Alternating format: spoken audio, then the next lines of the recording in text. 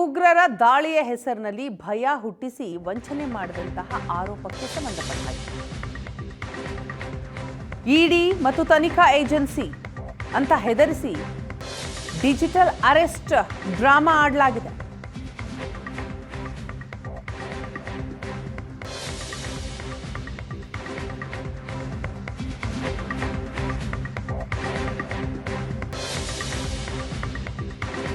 ಜಿಲ್ಲೆಯಲ್ಲಿ ವ್ಯಕ್ತಿಯೋರ್ವನಿಗೆ ಬರೋಬ್ಬರಿ 21.5 ಲಕ್ಷ ರೂಪಾಯಿ ವಂಚನೆ ಆಗಿದೆ. ನಿಮ್ಮ ಆಧಾರ್ ಕಾರ್ಡ್ ಅನ್ನ ಬಳಸಿ ಉಗ್ರನೋರ್ವ ಖಾತೆಯನ್ನ ತೆರೆದಿದ್ದಾನೆ.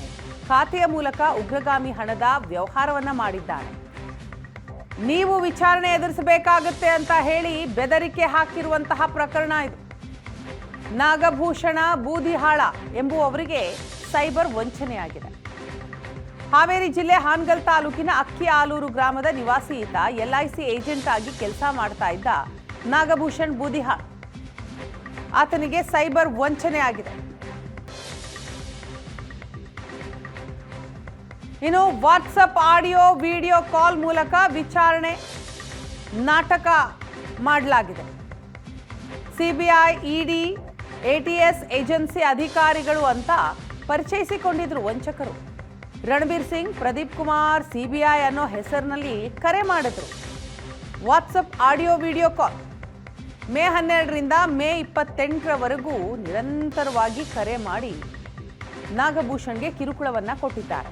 ಮೇ 18ರಂದು 5.5 ಲಕ್ಷ ರೂಪಾಯಿ, ಮೇ 20ರಂದು ಮತ್ತೆ 16 ಲಕ್ಷ ರೂಪಾಯಿ ವರ್ಗಾವಣೆ ಮಾಡಿಸ್ಕೊಂಡಿದ್ದಾರೆ.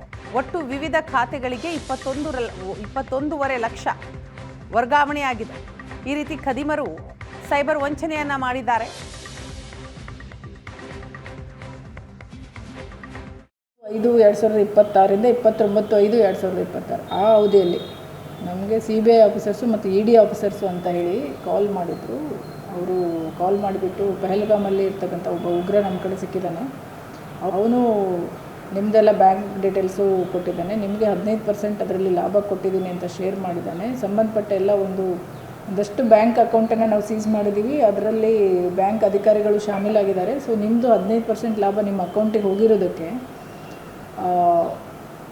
ನೀವು ಕೂಡ ಅದರಲ್ಲಿ ಆರೋಪಿಗಳಾಗ್ತೀರಿ ಅಂತ ಹೇಳಿ ಅವರಿಗೆ ಡಿಜಿಟಲಿ ಇದು ಮಾಡಿ ಹೆದರಿಸಿ, ನಾವು CBI ED ಆಫೀಸರ್ಸ್ ಅಂತ ರಣದೀಪ್ ಸಿಂಗು ಮತ್ತೊಂದೇನೋ ಹೆಸರು ಹೇಳ್ಕೊಂಡು ಅವರು ಹೆದರಿಸಿದ್ದಾರೆ. ಇವರು ಹೆದರ್ಕೊಂಡು 2 ಸಲ ಅವರಿಗೆ ಹಣ ಟ್ರಾನ್ಸಾಕ್ಷನ್ ಮಾಡಿದ್ದಾರೆ. ಒಟ್ಟು 21 ಲಕ್ಷದಷ್ಟು ಫ್ರಾಡ್ ಅಮೌಂಟ್ ಆಗಿದೆ.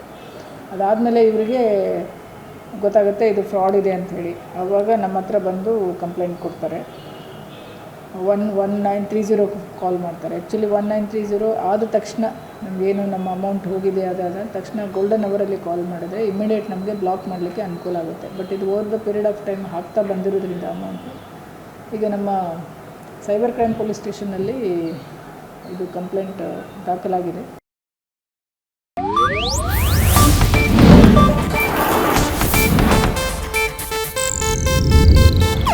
ಇದು ಏಷ್ಯಾನೆಟ್ ನ್ಯೂಸ್ ನೆಟ್ವರ್ಕ್ ಪ್ರಸ್ತುತಿ.